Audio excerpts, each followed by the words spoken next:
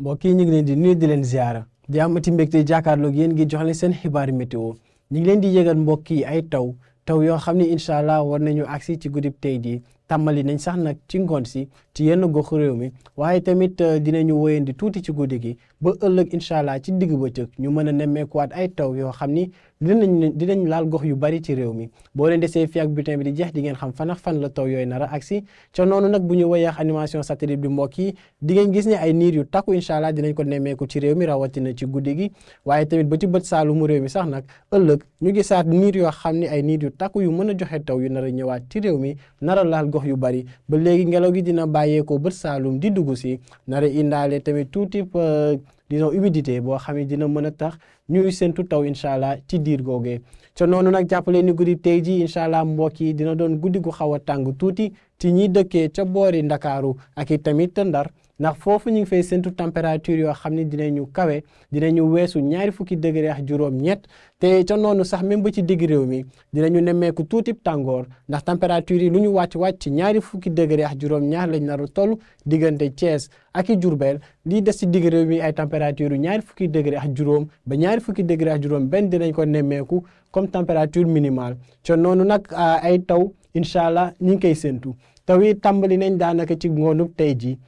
boo leen xoolee gox yi ci mel ni boori Ndakaaru Thiès waaye tamit Mbuur Diourbel laalaale sax tuuti boori Sine Saalum ak i bët saalumu réew mi foofee jot nañ faa nemmeeku taw yoo xam ne incha allah war nañoo wëyandi tuuti ci guddi gi rawatina ci bët saalumu réew mi yëpp diggante Ziguinchor Sédhiou Kolda ak ba boori Kédougou waaye même ba ci Tambacounda ak Bakel yaakaar nañ fa mën a séntu ay taw ci guddib tey ji taw yoo xam ne du ñàkk ñu mën a dox ba agsi ci boori Kaffrine ca noonu nag jàppaleen ni lii des ci soowu réew mi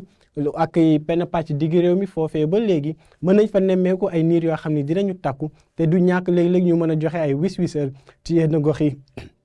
ca noonu nag bu ñu demee ba ëllëg incha allah ci digg bëccëg mbokk yi dinañu nemmeeku taw goo xam ni incha allah dinañ ñëwaat bu ngoon jotee jàpp guddi te taw yi boo leen xoolee ba léegi ci boori bët saalumu réew mi lañ nar a gën a taree ndax lii di Ziguinchor Sédhiou Kolda ak i Kédougou foofee ba léegi taw yi dinañu wéy di àndax dënnu waaye dinañu xaw a yéeg laal gox yu ci mel ni Tambacounda Kaffrine ak i Sine Saalum mi muy Fatick ak i Kaolack waaye même ba ci soowu réew mi diggante Ndakaaru Mbuur ak i Thiès laalaale Louga ak sax boori Diourbel foofee ñu ngi fay séntu ba léegi ay taw yoo xam ne dinañu jugee penk incha allah ci bisub ëllëg nara walyaan ba agsi ci soowu réew mi Saint-Louis ak Podor nag yaakaaruñ fa taw trop waaye du ñàkk ñu mën faa nemmeeku ay wis-wisal yoo xam ni dinañu xaw a laal yenn gox réew mi bu ñu demee sax war nañu xaw mën a am doole tuuti ci yenn gox yi ca noonu nag tàngoor gi dina xaw a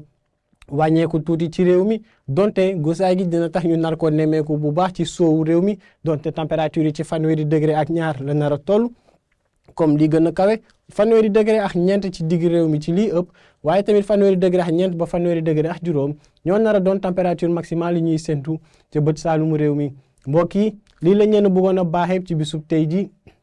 di leen ñaan nag ngeen di woy di topp xibaar yi dikkee ci ANACIM ci xarale yi ngeen di gis nii di leen dig daje incha allah altine di leen ñaanal jàmm wasalaam